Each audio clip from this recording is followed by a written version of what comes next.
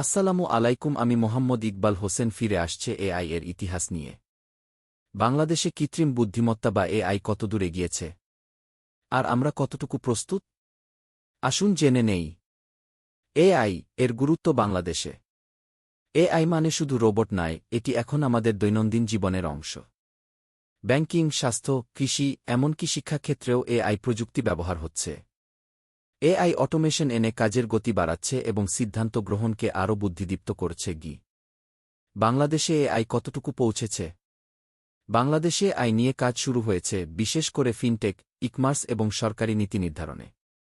কিছু bank AI based chatbot চালু করেছে, স্বাস্থ্যসেবায় এআই ভিত্তিক রোগ নির্ণয়ের প্রযুক্তি আসছে, আর স্মার্ট সিটি গঠনে এআই এর ভূমিকা নিয়ে আলোচনা চলছে।